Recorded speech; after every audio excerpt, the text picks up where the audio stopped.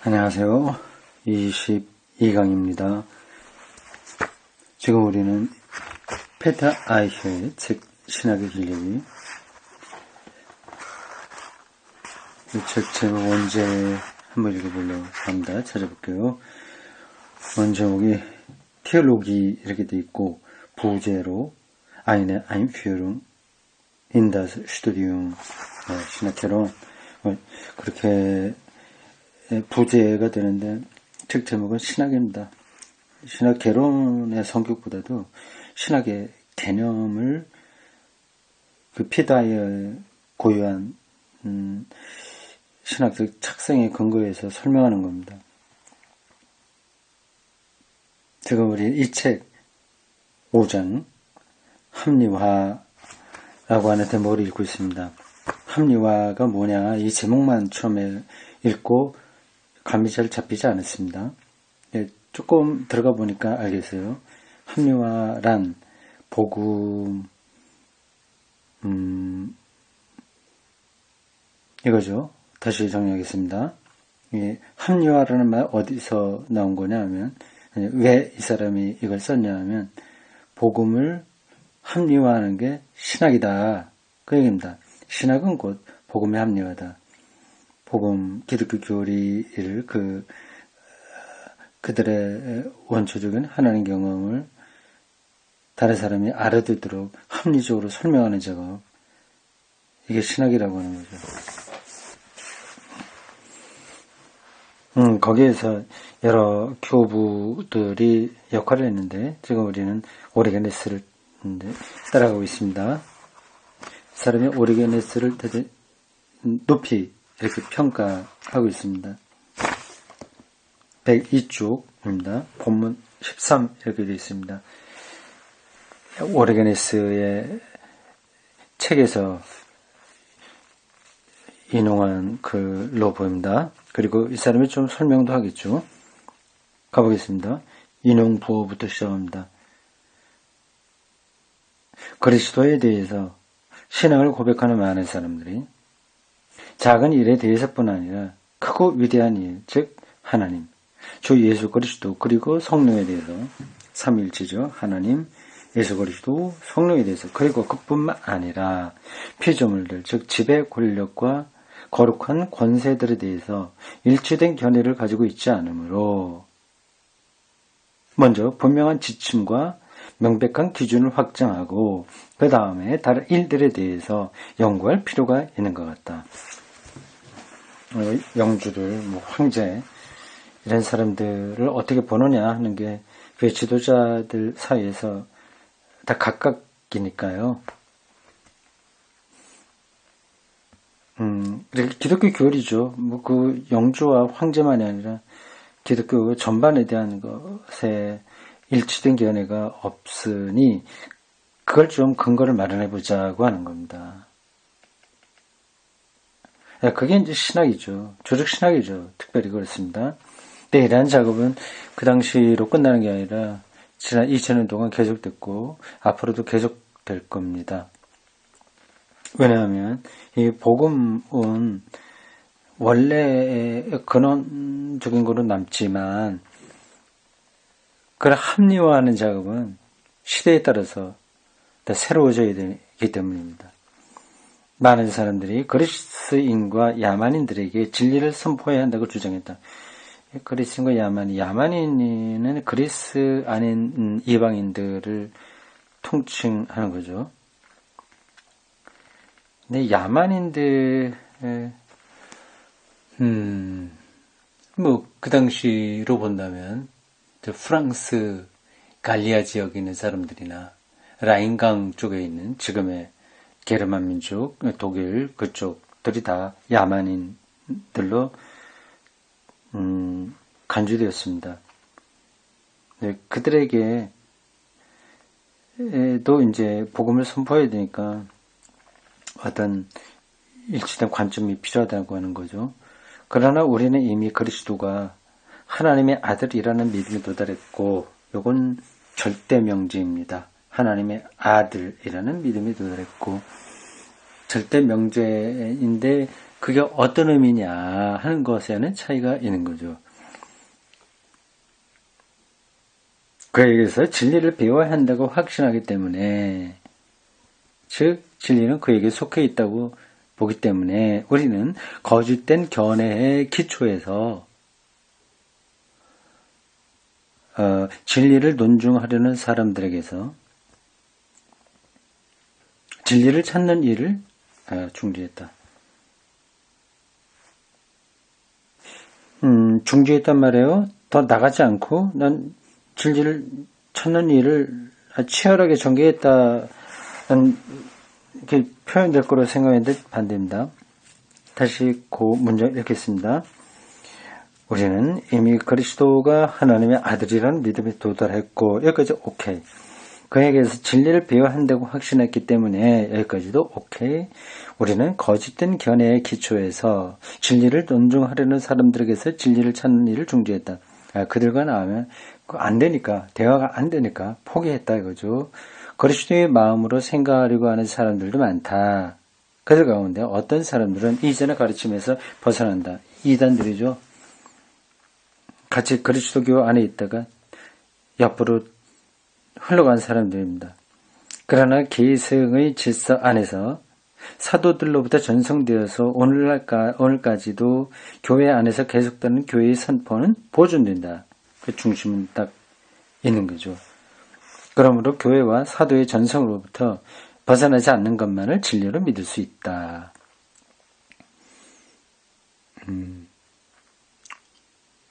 예수가 참된 하나님이요, 참된 인간이다는 그런 교리, 그런 것들이 교회와 사도의 전승이거든요. 그게 아니라 한쪽을 치우치면 완전히 인간만이다고 생각하거나 에비온주의가 그렇습니다. 그리고 신성이 절대화되고 인성이 약화되는 거, 이게 가연설입니다.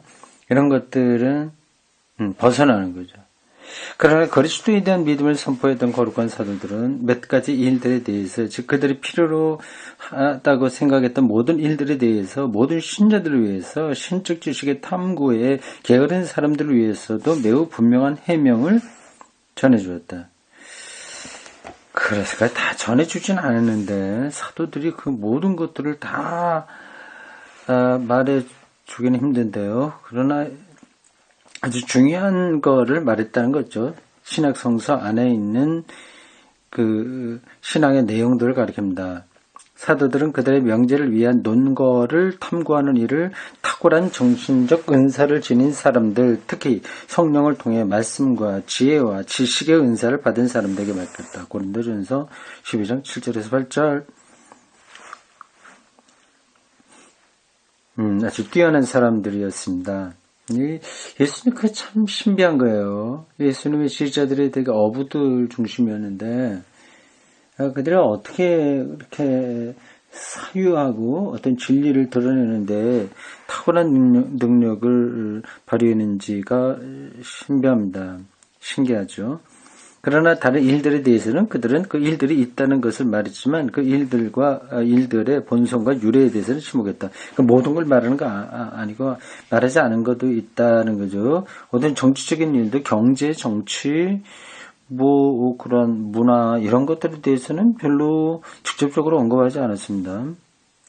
그 까닭은 분명히 후대 사람들에게, 특히 열성적인 사람들, 진리의 애호자들에게 그들의 재능을 발휘할 수 있는 기회를 주기 위한 것이다. 기회를 주기 위한 것이라기보다도 별로 시급한 일이 아니었다고 판단했기 때문에 그런 거죠. 다만 그거를 오르게니스는 이렇게 좋은 뜻으로 이렇게 해석하는 겁니다. 그래서 그들은 진리를 받아들일 수 있도록 준비된다. 그러나 우리는 그리스도의 철학자들이 형체 없는 것이라고 부르는 일이 성서에서 다른 이름으로 나오는지를 탐구할 것이다. 그래서 철학자들이 얘기하는 형체 없는 것들. 이게 어떤 걸까요? 형체 없는 것들. 그러니까 이데아 같은 것들, 그런 개념이죠. 이데아. 에이도스,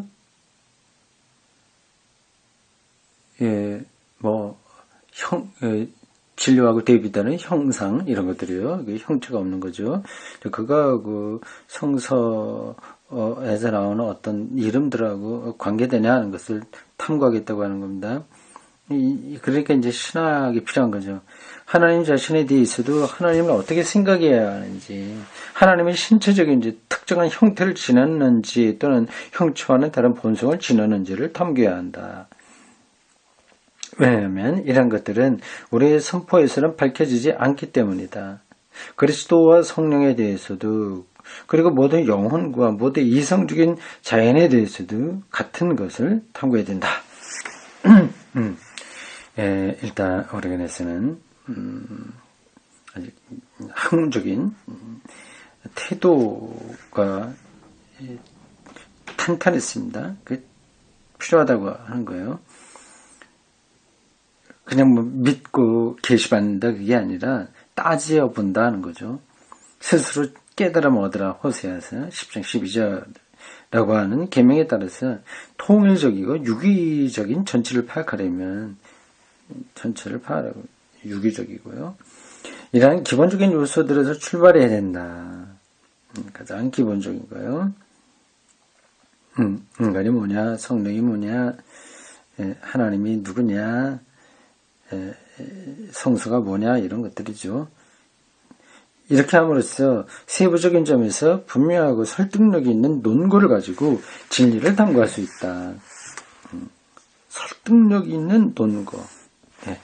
그리고 이미 말했듯이 성서에서 발견한 사례들과 명제들로부터 또는 논리적 결론과 옳은 것에 대한 일관성 있는 추구를 통해서 또 다른 사례들과 명제들로부터 유기적인 전체를 밝혀낼 수 있다. 이거 아주 옛날 사람인데 오르게네스가요. 어떤 사안을 풀어가는 방식이 대단히 논리적입니다. 현대 학자들의 글쓰기 못지않은 거예요. 아주 탄탄합니다. 고 오르게네스의 말을 인용한 다음에 이제 피카예가 설명을 하네요. 자, 104쪽 위에서 넷째 줄입니다. 오르게네스는 그의 책 전체를 관통한 두 가지 규정적 원리를 서론의 이 단락에서 제시한다. 두 가지 원리. 이 두 원리는 사도적 선포의 단절되지 않은 계승을 통해 정당화되는 교회의 전승들과 이 전통들의 다양성으로부터 통일적이고 유기적인 전체를 구성해내는 철학의 기본 요소들이다.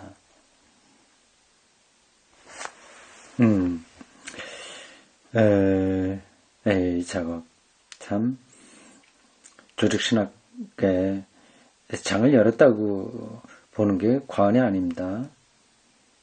교회의 전승들, 성서에 나와 있는, 복음서에 나와 있는 것들을 가르치죠. 예수가 언제 태어나고, 그리고 하나님 나라를 어떻게 선포했으며 등등. 이제 그런 것들을 이제 일목요연하게 유기적으로 전체적으로 파악해내야 되는데, 그러려면 철학적인 요인이 필요한 거죠. 요소가 필요하죠. 두 가지입니다. 교회의 전승과 철학적인 요소. 하나 옳다고 생각합니다. 신조들의 의지에서 이게 전승이에요. 교회 전승.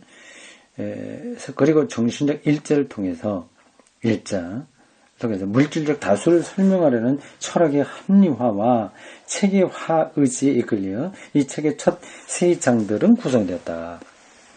이 책의 일부는 하나님의 삼위일체적 일치로부터 아버지와 아들과 영으로부터 물질 속에 갇힌 영들에게로 나가는데, 2부와 3부에서는 하나님의 비형체적 세계와 관련해서 피조적, 영적, 물질적 다수성에 대해 논한다.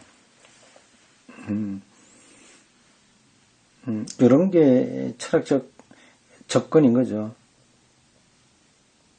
단일성, 다수성, 관계, 이런 것들이요. 신학의 전형적인 사변적 구조에 따라서 이 책은 성서 해석의 이론과 포괄적인 결론으로 끝난다. 이 책 전체는 이 본문에서 서론적으로 언급한 하나님에 대한 공개적인 논쟁의 상황을 바탕에 깔고 있다. 신학은 이성의 공개적인 광장 앞에서 자기 전통을 정당함으로써 하나님에 관한 논쟁을 논증적으로 이끌어간다. 논증적이라고 하는 게 중요합니다. 논리적으로 증명해 나가는 거예요. 믿어야 돼 이 식이 아니죠. 믿음이 뭐냐를 논리적으로 설명해야 되죠.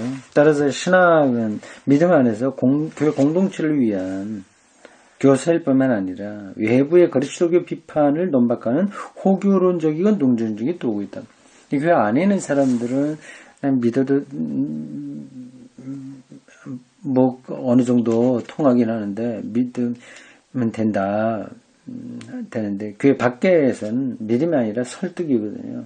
설득하려면 논증이 필요한 거죠. 근데 이게 사실은 교회 안에 있는 사람하고 밖에 있는 사람이 구별되는 거 아닙니다. 교회 안에 있다고 하더라도 논증적으로 되게 설득을 당해야 또 믿지 않겠습니까? 예, 그렇습니다. 신앙의 근거 확립과 변호가 신학의 일차적 기능이 있다. 두 가지요. 신앙의 근거 확립과 변호, 변증이라고 할 수 있습니다. 옳습니다. 예수는 하나님의 아들이다. 이런 명제가 있다면 그것은 신앙의 근거예요. 그걸 확립하는 것이고 그것이 이 교회 밖에 있는 사람들도 알아들을 수 있도록 무엇인지에 대해서 설명하는 것. 이게 필요한 거죠. 신앙의 근거 확립을 위해서 풍부한 역사를 반영한 신앙에 대한 다양한 문학적인 증거들을 교회 안에 있는 통일적인 사상적 원리들에 비추어 파악되어야 한다. 문학적 증거들은 통일적인 사상적 원리, 앞뒤가 맞지 않으면 안 되는 거죠.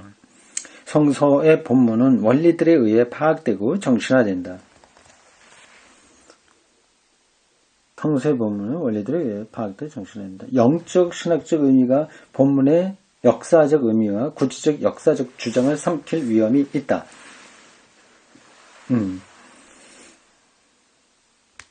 그렇죠. 반복해서 얘기한 대로 믿으면 돼 이런 식이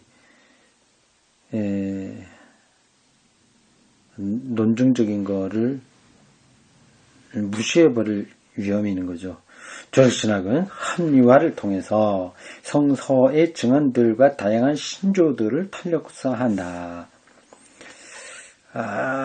이게 무슨 말입니까? 조직신학은 합리화를 통해서. 이게 합리화는 맞는 얘기예요.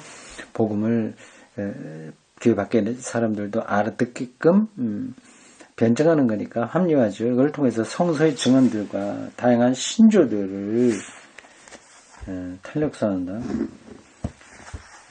이상하네요. 탄력화한다는 역사화한다가 맞는 것 같은데 반대 얘기했습니다. 왜 그런지 뒤에 좀 더 읽어보고 설명하겠습니다. 다수가 일제에게 희생된다. 처음부터 신학은 교회 안에서 논란거리가 되었다. 오리게네스의 신학책에는 543년에 황제의 책령에 의해서 그리고 10년 후에 5차 세계 공의회를 통해서 소위 소란스러운 오리게네스 논쟁을 거쳐서 정지됐다. 2단 판정을 받았다고 하는 거죠. 오리게네스는 터툴리아누스, 히폴리투스, 키프리아누스, 알렉산드로의 클레멘스 그리고 노바치아누스와 같은 첫 번째 신학자 세대의 대부분의 사람들과 특별히 다를 게 없었다. 신학은 교권과 교육 공동체의 정통주의와 갈등 속에 있었다. 뭐 뒤에 나오는 건 알겠어요. 근데 서로 조금 아까 제가 이상하다고 하는 거는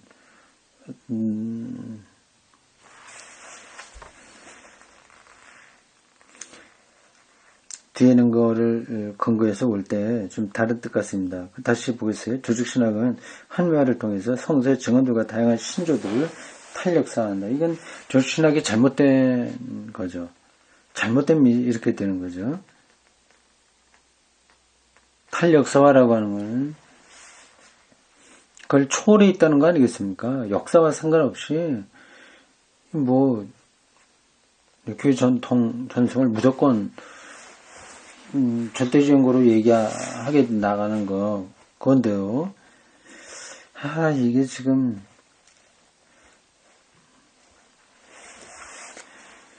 이렇게 때문에 문제인데, 이렇게 문제된 거를 지금 페타 아이샤가 짚고 있어요. 그러니까 오리게네스가 이렇게 쭉쭉쭉 하긴 했는데 결국 기독교 신조 이런 것들을 탈역사하는 쪽으로 가게 됐다는 게 잘못 가게 됐다는 얘기잖아요. 이 논리적인 토대가 확실한 사람인데 왜 잘못 가게 되었을까요? 이런 유형의 신학은 그리스인들이 조소적으로 신학이라고 불렀던 설화적 신화시와 구별된다. 설화적인 신화시, 미토 포에틱. 그리스의 많은 시들이 신화적이죠. 많은 신들이 등장하죠. 거기서 그거를 이제 신학이라고 그들은 봤어요. 근데 철학은 그거를 검증하는 거였습니다. 그리스인들은 신학을 조소적으로 생각한 거죠. 그 신학은 곧 신화에 대한 이야기니까요. 신학은 제일 철학을 근데 여기 피타이에게 글을 쓸 때 신학이라는 낱말이 그리스에서 얘기하는 쪽으로 나갈 수도 있고, 원래 신학에 기독교가 붙들고 있었던 그 길로 나가는 것도 있어요. 이게 조금 서로 섞여 있네요. 그래서 그래, 흐름이 따라가기가 간단하지 않습니다. 정신 바짝 차리고 좀 가봐야겠어요. 신학은 제일 철학을 자연신학으로서 보다 높은 담론으로 지향함으로써, 신학은 제일 철학, 요거 제가 설명할 자신이 없네. 제일 철학을 자연신학으로서 보다 높은 담론으로 지향함으로써, 끌어올림으로써, 그리고 그리스인과 로마인의 정치적 건국 신화와 결별한다. 기독교 신학을 얘기하는 거죠. 그리스 신학하고 기독교 신학은 다른 거예요. 기독교 신학에는 말 그대로 교리 합리화 쪽으로 나가게 됐다음에, 그리스 신학은 어떤 신화적인 쪽으로 나가게 된 거죠. 기독교 전통을 합리적 논증에 의해 일반화하고 헬레니즘적 보편 철학과 보편 철학 모두에게 맞는 이야기를 하는 거를 가리킨다. 그 학문들 앞에서 정당화하는 헬레니즘적 로마적 신학 유형이 오늘날까지도 그리스도교의 신학 활동을 규정한다.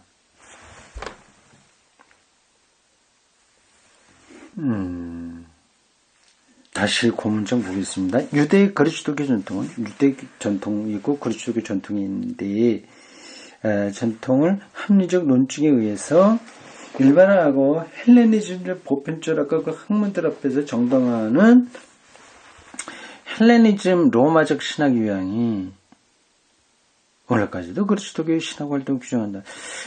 요거 이제 넘어갑시다.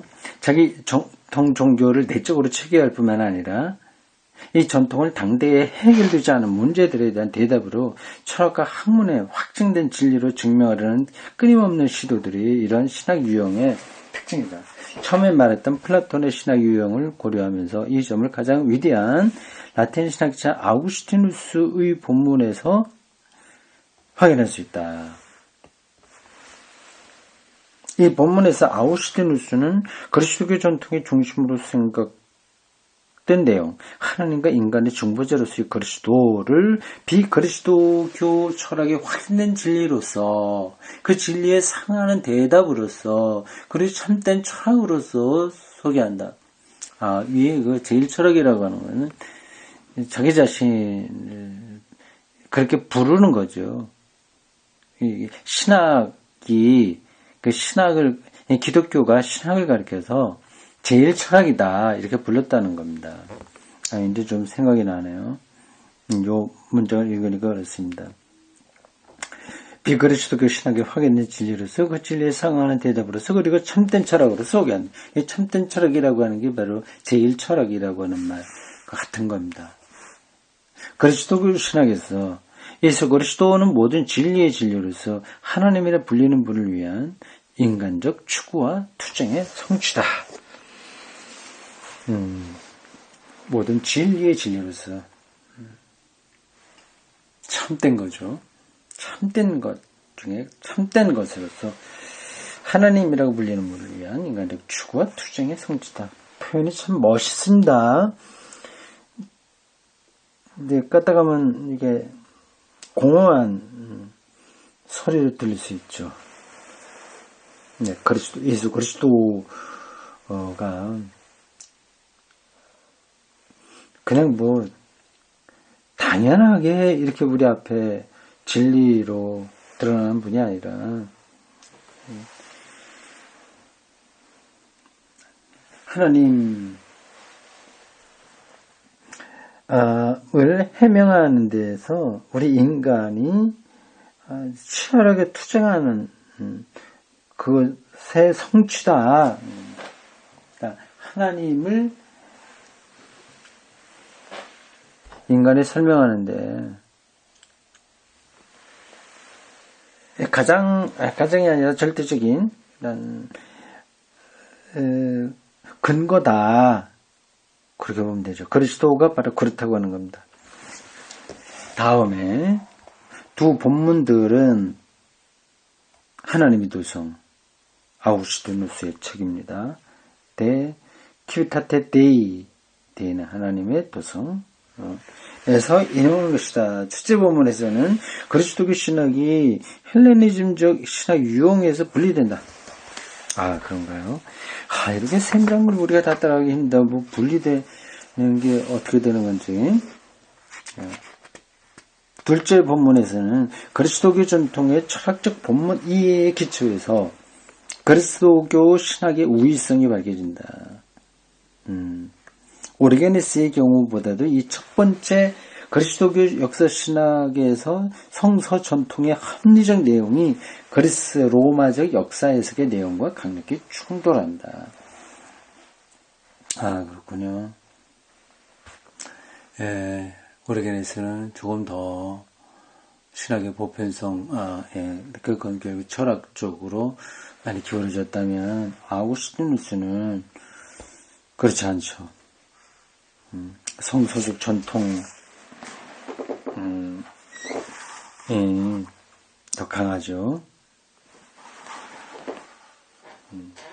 따라서 이 책은 실용적 내용이 두드러지고 영적 성격이 약화된다. 설화적 신학과 정치적 신학에 대한 아우구스티누스의 주소는 현실을 반영한다. 설화적 신학이요. 이거는 신화적이라고 하는 뜻이죠. 이게 설화가 좀 다른 뜻인가요? 설화, 말 되어진 것, 뭐 이런 뜻입니다. 그러한 설화적 신학과 정치적 신학에 대한 아우구스티누스의 조소는 현실을 반영합니다. 여기 좀 따라하기가 쉽지 않네요. 여기가 제가 이거를 사람이 오리게네스와 아우구스티누스의 차이를 이야기하면서 아우구스티누스를 지금 말하려고 합니다. 설화적 신학, 설화라고 하는 건 전 성대에서 내려온 이야기를 가리키거든요. 설화라고 하는 게요. 설화적 신학. 근데 이게 보통 신화 이야기, 그걸 또 설화라고도 부릅니다. 그러니까 이거를 그냥 뭐라고 해야 될까요? 아주 근원적인 신학이라고 해도 될 것 같습니다. 근데 그거하고 정치 신학에 대한 다시 한번요. 설화적 신학은 좀 신화적인 거를 가르쳐요. 네, 제가 사실 자꾸 이제 신화와 설화가 비슷하다 그러는데, 근데 이 사람이 그 단어를 따로 또 쓰기 때문에 왜 그렇게 하는가를 제가 정확하게 몰라서 조금 머뭇거리면서 말씀드렸습니다. 그냥 간략하게 얘기해서 신학을 신화적으로 말하는 거하고 그리고 정치적으로 말하는 것을 어거스틴이 좀 우습게 봤다 하는데, 그것은 곧 현실 반영한다. 무슨 말인지 모르겠어요. 현실 반영한다. 이 뜻이겠습니다. 이 텍스트를 읽는다고 하는 게 간단한 문제가 아니에요. 이 저자가 글을 쓸 때 어떤 것을 머리에 넣고 쓰거든요.